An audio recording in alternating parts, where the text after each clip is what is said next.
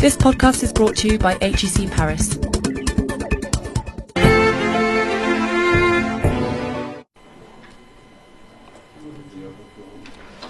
Bien, bonjour à tous. Donc je vous propose de vous présenter le projet sur lequel vous allez travailler en régression multiple essentiellement.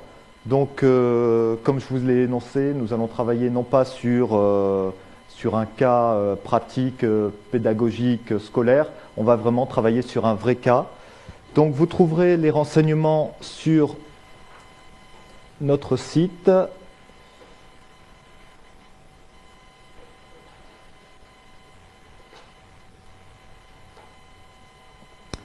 Voilà, vous trouvez ça sur notre site. Ce projet est à rendre pour le 25 novembre. Vous le travaillerez en groupe, par groupe. Donc, vous travaillez pour le chef de produit des masques de ski. Alors, j'ai pris un exemplaire. Voilà, vous travaillez pour le chef de produit des masques de ski, Von Zipper. Ouais, ils sont beaux, hein. Alors, ils ont plein de caractéristiques techniques. Je n'y connais rien. Vous n'y connaissez peut-être rien. À vous de découvrir un petit peu, donc à vous de faire un peu de recherche, éventuellement sur Internet, éventuellement de contacter les gens de Von Zipper ou d'autres personnes. Hein. Vous regardez un petit peu. Alors, le fichier de données, il est comme ceci. Le fichier Excel de base.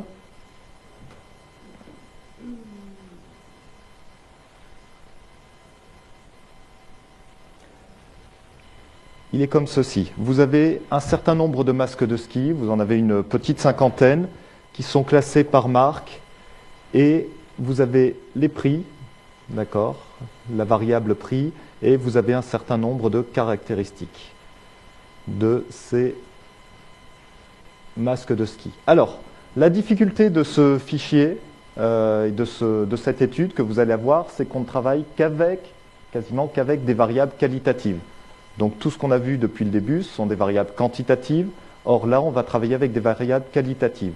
Donc variables qualitatives, ce n'est pas vraiment un problème. Je vous donne un petit peu les solutions.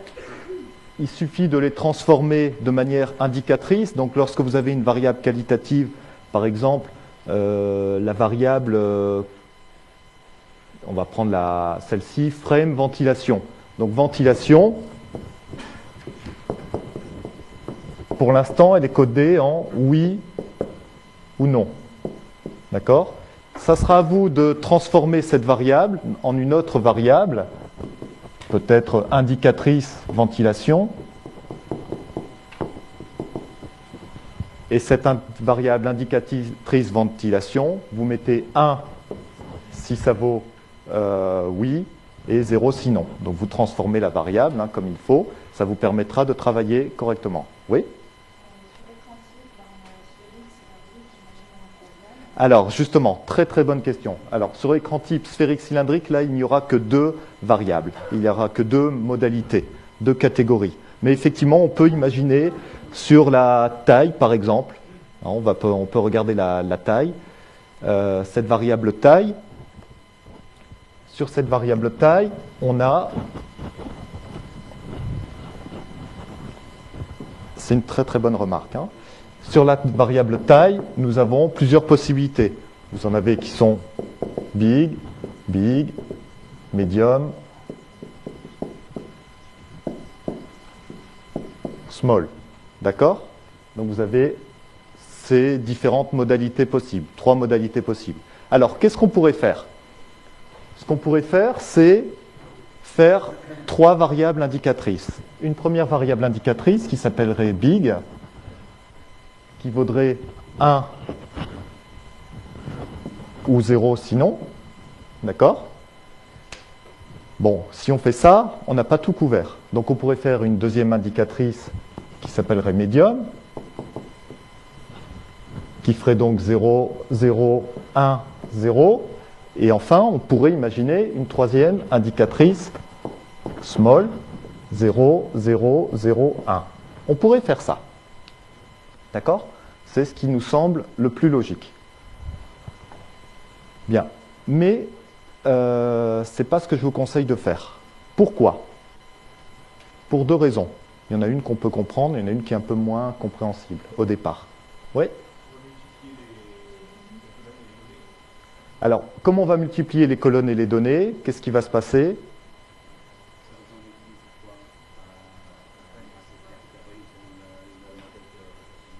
Oui.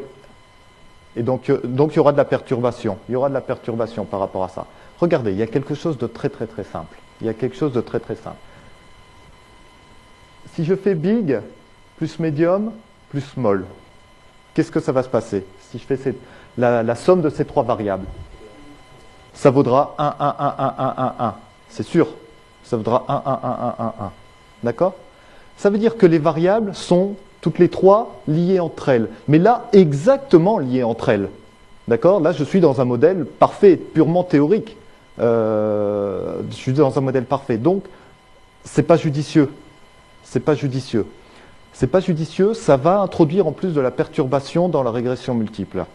Vous vous souvenez, dans la régression multiple, lorsqu'on a énoncé comment on calcule les coefficients, comment SPSS calcule les coefficients, je vous ai dit, SPSS fait des calculs de matrices, des inverses de matrices et des choses comme ça. On ne rentre pas dans les détails des matrices, vous n'êtes pas des spécialistes d'algèbre, de calcul d'algèbre linéaire, de calcul matriciel, mais sachez que si ces colonnes sont liées entre elles, on n'est pas capable de faire l'inverse de la matrice, donc ça ne va pas marcher. Si je fais ça, ça ne va pas marcher. Alors c'est pas grave, qu'est-ce que je fais? Je vais supprimer cette colonne-là. Je choisis d'en supprimer une, d'accord? Peu importe laquelle. Peu importe laquelle. Je choisis d'en supprimer une. Alors vous pouvez me dire, est-ce que ça va me poser un problème lorsque je vais faire l'étude de mon prix?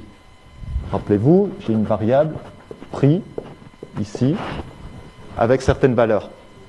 Lorsque je vais faire le modèle, je vais avoir une étude du prix, prix égale B0 plus B1 fois big plus B2 fois medium.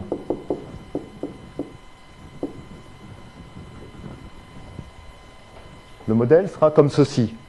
Vous pouvez me dire, c'est pas judicieux parce qu'il manque small. Mais c'est pas grave. Pourquoi c'est pas grave? Qu'est-ce qui va se passer s'il y a un masque small? Ça vaudra 0, ça vaudra 0. Et donc, ici, ça vaudra B0, tout simplement. Donc, si je fais l'estimation, je vais le faire en dessous, si je fais l'estimation du prix pour un masque big, qu'est-ce que je vais avoir? L'estimation prix pour un masque big, ça sera B0 plus B1. Si je fais l'estimation du prix pour un masque médium, ça sera B0 plus B2. Et enfin, l'estimation du prix pour un masque small, ça sera B0 tout court. D'accord? Et donc là, ça marche. Oui, Anne?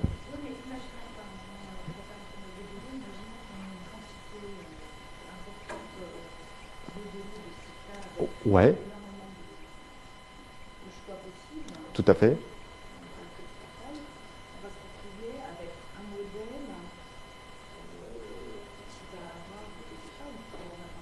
Bien sûr, il pourra y en avoir 25. Vous aurez des modèles assez longs, assez complexes. Oui, oui, forcément.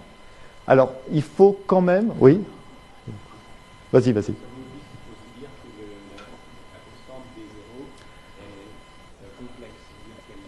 Et ça voudra dire... Voilà. Dans la constante B0, il y a de l'information de small. Et la difficulté qu'il y aura, je ne veux pas trop la soulever, mais s'il y a une autre variable de ce type-là, elle va introduire, elle sera complexe dans le sens où B0 va intégrer tous les problèmes. D'accord? Donc, il y a quand même des choix à faire. Alors, pour l'instant, je vous propose de le faire vraiment de manière très subjective. Hein. Faites vos choix sur la variable que vous décidez de supprimer. OK? Là, vous avez décidé de supprimer small. OK? Bon. Il faut se douter que c'est la variable qui aura peut-être le moins d'influence dans le prix. D'accord? Donc c'est pour ça que je vais avoir envie de retirer small. Mais ça reste assez subjectif. Maintenant, on peut essayer dans tous les sens. Hein. On peut essayer pour avoir le modèle le plus sympathique. Oui?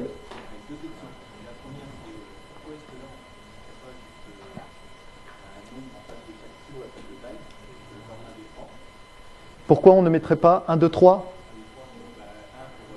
Alors, effectivement, vous voyez.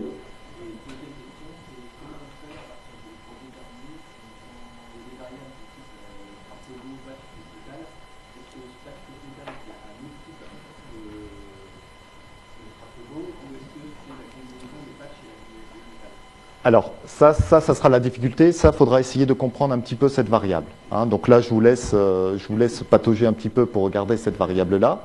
D'accord? Bon, je vais répondre à ta première question. Je peux répondre à ta première question. Cette première question, on pourrait imaginer big, medium, small, de mettre 1, 2, 3. Là, je veux bien. Je veux bien parce que on a quelque chose, on a du qualitatif, mais qui est ordonné. D'accord? Bon, mais tu me dis 1, 2, 3. Pourquoi pas 1, 2, 4? Est-ce qu'il y a la même différence entre small et medium qu'entre medium et big? Je ne sais pas. C'est un choix à prendre. Parce que là, ça aura une vraie influence si tu mets 1, 2, 3 ou 1, 2, 4. D'accord? Ça aura une vraie influence. Je veux bien. Maintenant, imagine que tu aies une variable couleur, par exemple, le masque est bleu, blanc ou rouge. À qui tu mets 1, à qui tu mets 2, à qui tu mets 3. D'accord? Et est-ce qu'on peut dire que si tu mets bleu 1, blanc 2, rouge 3, est-ce que tu peux dire que rouge est 3 fois plus grand que bleu, tout ça? Donc tu ne peux pas. Parce que c'est une variable qualitative qui n'est pas ordonnée. D'accord? Donc on pourrait imaginer faire quelque chose comme ça. Tu peux essayer. On peut essayer. Hein. Vous pouvez le tenter de le coder en 1, 2, 3. Et là, à ce moment-là, ça prend en compte tout. On peut essayer. Je vais pas vous empêcher. Par contre, faites très très attention, si vous avez plusieurs modalités, si elle n'est pas ordonnée, cette variable, là c'est difficile. Anne? Est-ce que le fait que les valeurs aient 1, 2 ou 3 doit changer l'aspect du modèle? Si c'est 1, 2 ou 3, entre 1, 2 ou 3 ou 1, 2 ou 4, oui, ça va changer. Forcément. Parce que si tu mets 1, 2 ou 4, ça veut dire que big est 4 fois plus important que small. Parce que là, tu n'auras plus qu'une seule variable. La variable taille. D'accord? Tu n'auras qu'une seule variable, la variable taille. Et donc, lorsque tu auras quelqu'un qui sera big, ça sera 4 fois plus important. Le coefficient sera multiplié par 4, alors que si c'est quelqu'un qui est small, c'est multiplié par 1. D'accord? Donc là, il faut faire attention. Ouais?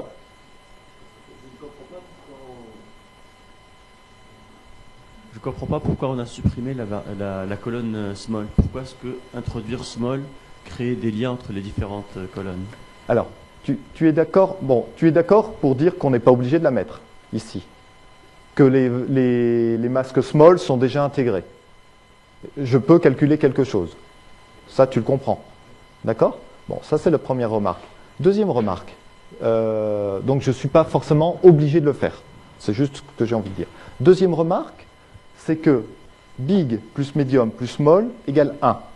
Donc ça veut dire que j'ai des colonnes qui sont linéairement dépendantes. Tu es ingénieur d'origine, tu as fait donc un peu de sciences. Tu te souviens que lorsque tu as une matrice avec des colonnes qui sont linéairement dépendantes, tu auras un déterminant qui sera nul. Et donc il n'y aura pas d'inverse. Et là, on ne pourra pas calculer les coefficients de la régression multiple. Voilà, ça c'est une explication technique, hein, mathématique. Voilà. Ok? Ça c'est la réponse mathématique. Ok? Bien. Alors je voudrais revenir donc sur les questions qui vous sont posées au niveau de ce projet. Donc vous avez 3 grosses questions, je dirais. La première question, c'est faites un état des prix des masques en 2009 en fonction des différentes caractéristiques techniques. C'est-à-dire que vous essayez de regarder un peu ce qui se passe, vous faites de l'analyse descriptive, vous regardez l'état des prix et vous essayez d'expliquer ce prix pour voir quelles sont les variables qui ont de l'influence, quelles sont celles qui sont le plus liées, le moins liées, quelles sont celles qui ont de l'importance. Donc essayez d'avoir un modèle de régression multiple qui soit intéressant, que vous pouvez améliorer, ainsi de suite. D'accord? Comme on l'a vu la dernière fois. Deuxième question que je vous pose, c'est est-ce qu'il y a un effet marque? Est-ce que si je critique Von Zipper en disant attention, vos produits sont plus chers que les autres à caractéristiques équivalentes, est-ce que c'est vrai ou pas? Donc ça voudra dire qu'il faudra essayer de prendre en compte la variable, le fait que ça soit un masque Von Zipper ou pas. D'accord? Donc je voudrais isoler les von Zipper par rapport au reste de la concurrence. Donc regardez si ces masques-là sont vendus plus cher ou pas, à caractéristiques égales. D'accord? Et enfin, ce que je vous demande, c'est lorsque vous aurez étudié le positionnement, la construction du prix de l'ensemble des masques, proposez une stratégie. Dites, tiens, est-ce qu'il n'y a pas une gamme de prix qui pourrait être intéressante? On voit qu'il y a une gamme qui n'est pas ciblée. Proposez une stratégie, proposez un nouveau produit. Essayez de proposer un nouveau produit qui pourrait être vendu à tel prix et qui aurait telle caractéristique, et dites à von Zipper, il vous manque ceci ou cela. Ou au contraire, vous avez tout. D'accord? Voilà. Bon. Je rappelle que donc ce rapport sera lu par les gars de chez von Zipper. Donc ce n'est pas des spécialistes en statistique. Il n'y a aucune raison que ce soit des spécialistes en statistique. Ce sont des anciens du MBA, donc quand même, ils connaissent des choses puisqu'ils ont eu ces cours-là. Bon, donc ils sont très forts. Donc on va travailler, rédiger ça de manière professionnelle. Tous les tableaux SPSS, vous les mettez en annexe. D'accord? Dans votre rapport, dans votre corps de rapport, je veux voir essentiellement vos conclusions. Vous pouvez mettre des formules. Mettez des formules. On peut estimer le prix par, mais vous le mettez de manière écrit en français. Hein, alors en français ou en anglais, si vous souhaitez le faire en anglais, vous pouvez le faire en anglais. D'accord? Voilà. Je crois qu'on est bon. C'est important, hein, juste avant la saison de ski. C'est très important d'étudier ces masques. OK. Please visit us at www.agc.edu.